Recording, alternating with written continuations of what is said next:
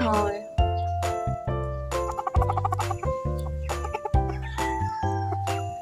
Parang lalaki.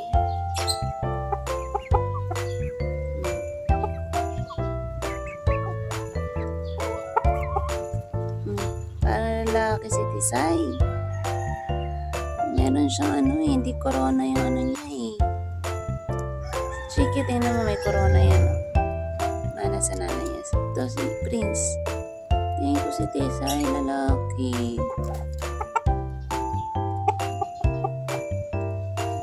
Ano? Hindi pa.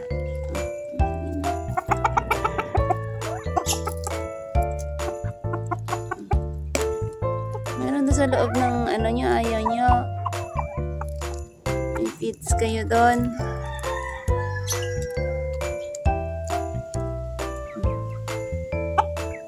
Si Prince, yan. Napakalaki niyan. Ay, lalaki si Tisay. Isang lalaki na.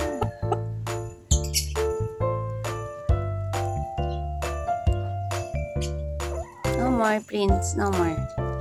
Nandun sa loob ng kulungan niya. Meron doon. Ayaw niya kasi pumasok doon eh. Wala na. Yan, dugyot-dugyot niya. Tingnan. Oo. Princess. Kasi paulan kayo ng paulan. Sa loob ng kulungan niya. Meron.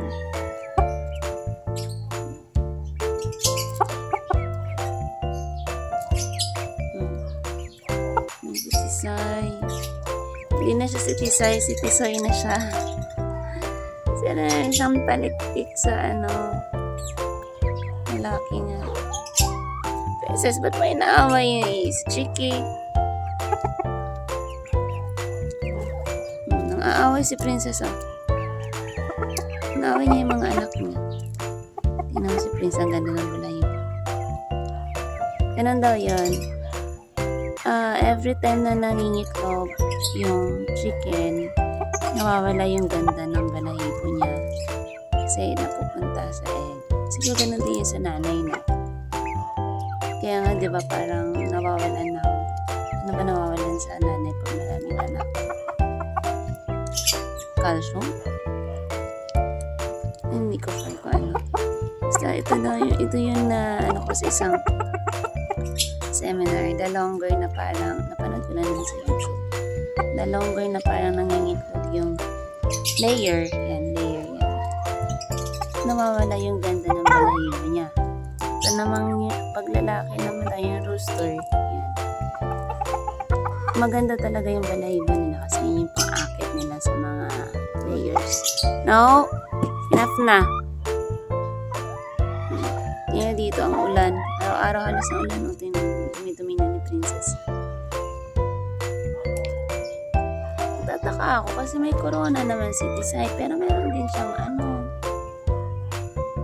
Meron din siyang palikpik tulad ng tatay niya eh. Yan o. So lalaki siya. Araw-araw kasi naulan dito. Yan. Hindi yan sila na-perme sa loob ng kulungan nila. Kahit na ulan, labas ang labas. Yan. Ganda ng balahibo ni Prince, no? Pero wala siyang ano sa pet eh. Unidentifiable naman to si Prince.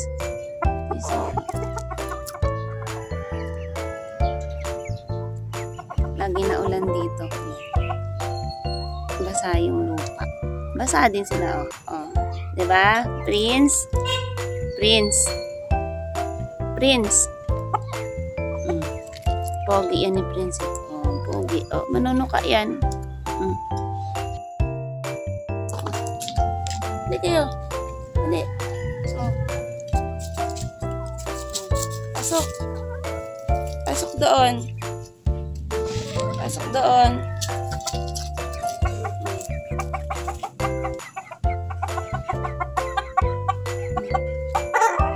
Say.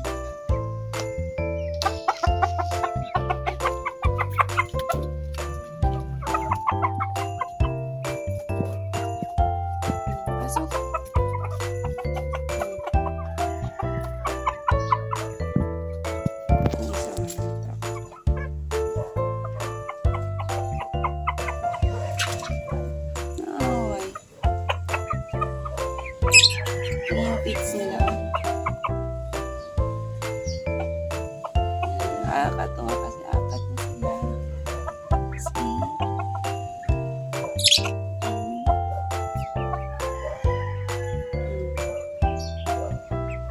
Mga seeds na naman yung inuna nila. May pinakain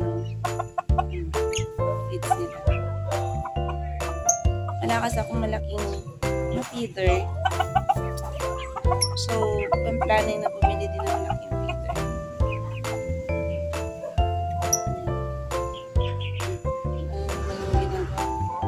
Wala yung isa na po sa feeds. Kasi itong tatlong to, may hilit sa abot nito.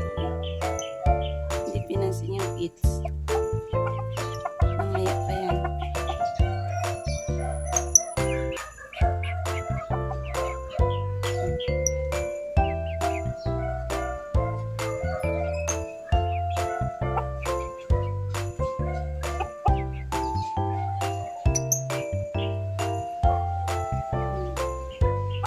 Kailangan ko nang gumawa. Though, ang counting naman ng yung itlugan is 1:4 ata.